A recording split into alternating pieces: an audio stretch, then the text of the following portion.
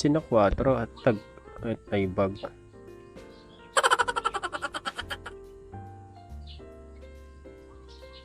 Nagpapainit. Nagpapaaraw. Pampaintabin din nila. Sarap ng tulog. Nagpapainit sa sikat ng araw. Alas 8 na ng umaga.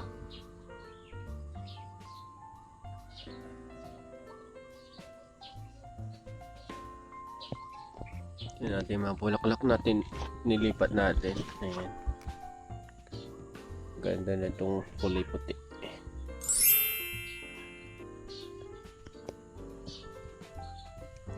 Ayan. Dilaw.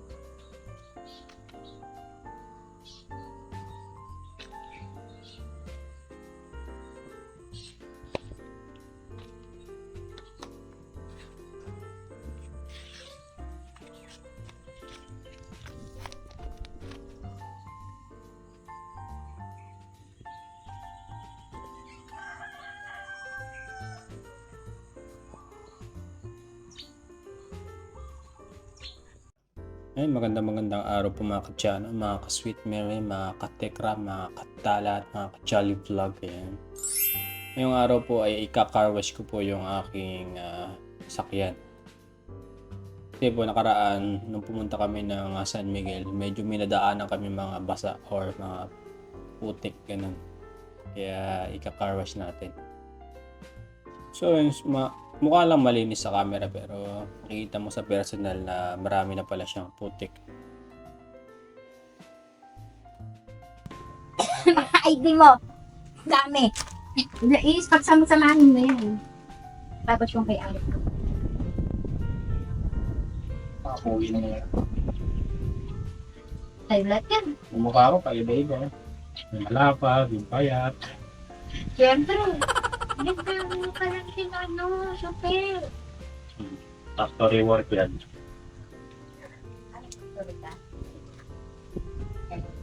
Ayun dati.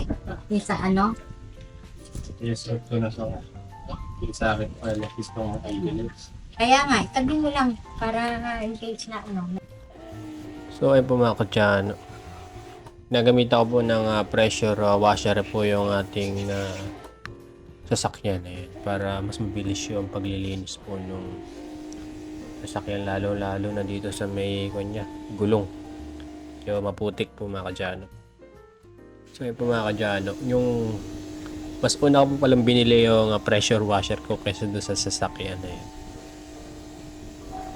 manifesting na magkakasasakyan nga talaga tayo mga kadyano.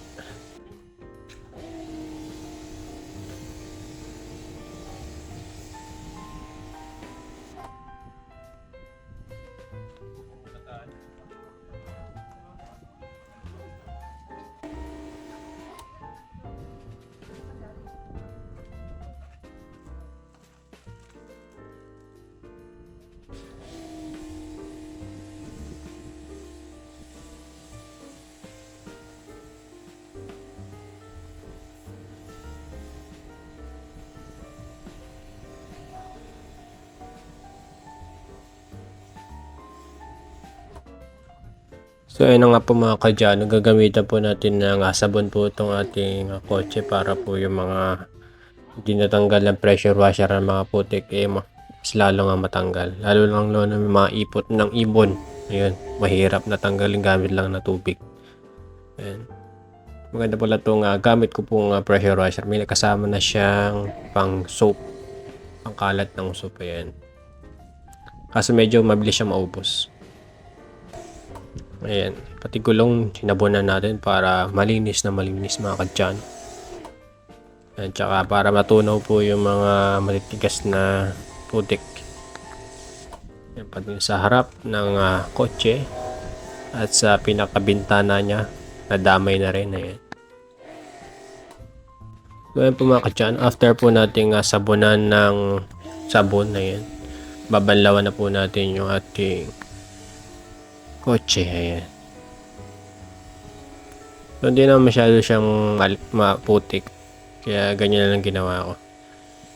Binabad ko muna saglit sa sabon para yung putik lumambot. Ayan.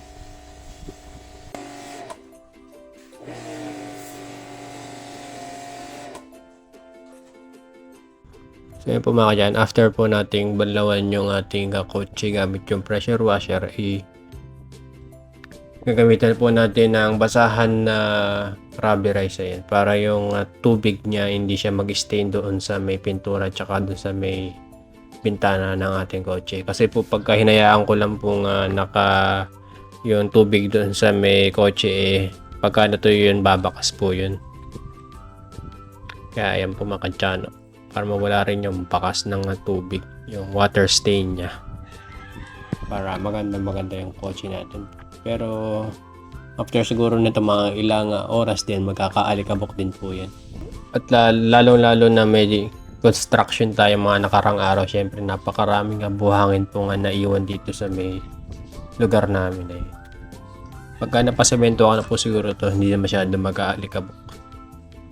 Tsaka uunahin po natin itong pabubungan yung nasa harap po natin bago yung at syempre po mga kadyano, ibabacuum ko po yung sahig po ng ating kotse kasi yung mga paa po namin medyo maraming buhangin na nadadala doon sa loob. Kaya sakto-sakto po na may vacuum akong nabili sa online. Lahat po ng sahig ay binabacuum ko para Di ba may yung mga lalaki, nilalagyan ng pangalang mga sasakyan nila? Anong pangalan to? Babae o lalaki? Wala pa. Wala pa? Okay. Ano kayang nilalagyan natin pangalan nila? Please comment. Ano pa ilalagay nila mga pangalan? Okay. Habang naglilinis sila ng ano. Ngayon po naglilinis po sila ng gilid po sa may garahe po ni Kuya Brian. Medyo malikabok po kasi pupunta po sa ating sasakyan. Gagamitin po natin ng pressure washer para po yung alikabok hindi na lumilipad eh.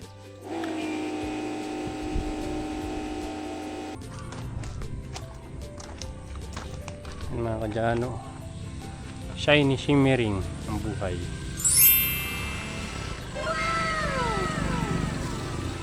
Nakatago sa puno yung bahay ko.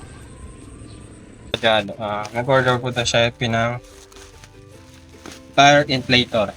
Tingnan natin kung gumagana. Yan. Yung nakita ko doon sa main, nung nagda-driving school ako. Ito yung ginamit niyang tire inflator.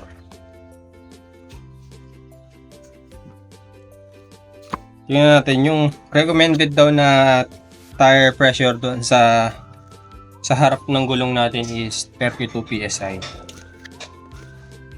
Mga kadyano yung tire inflator natin. Tingnan natin kung gumagana. Sana maganda. Ayan. Pwede ko rin gamitin to sa may sa bike. Marami siyang pin. May kasama pa siyang tawag dito, fuse. Baka yung madaling masira lagi dito sa tire inflator na to. Yung pinaka-fuse niya.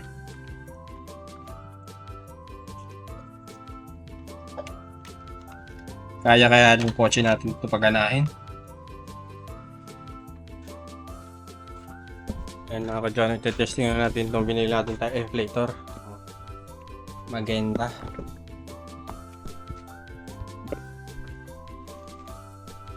Testing na natin. Mainit pa rin dito sa loob ng sasakyan kahit na may sunshade na siya. Tanggalin muna natin itong saksak natin ito.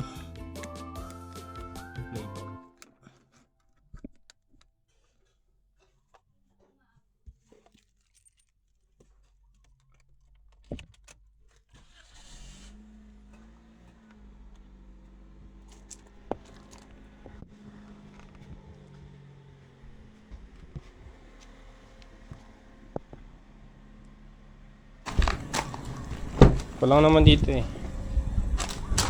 Kilopascals. Yung tire pressure niya.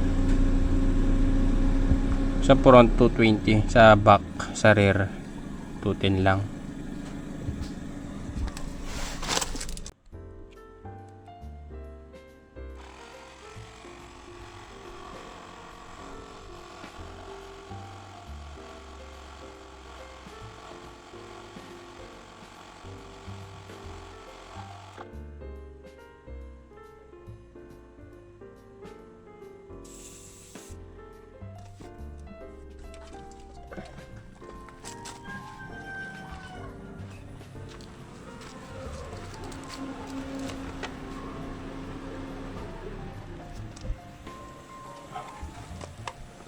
Nakikita naman dito kung ilang pressure pag sinaksak.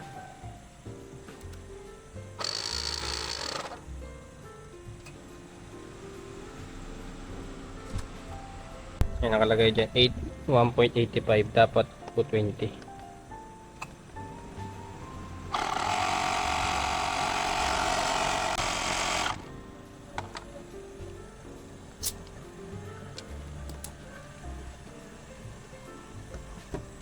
Mas firm ngayon kaysa nakaraan.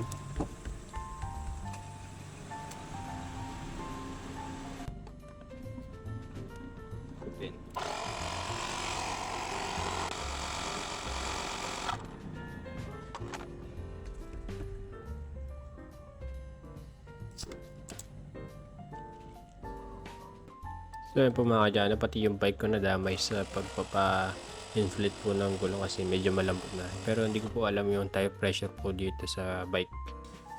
Kaya ayun, ginawa ko na lang dito is tinancheck ko na lang kung matigas na ba or hindi.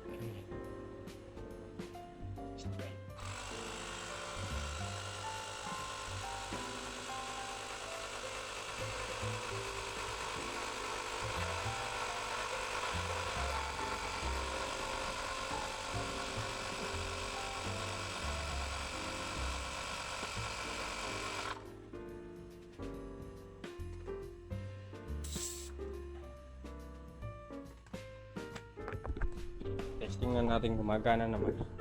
Mga kadyan, dito natin ilalagay itong pambomba natin sa likod syempre.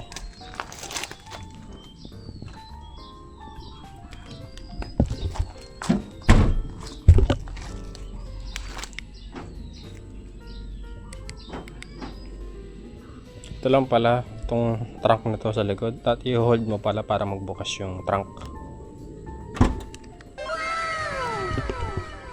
Oh ha?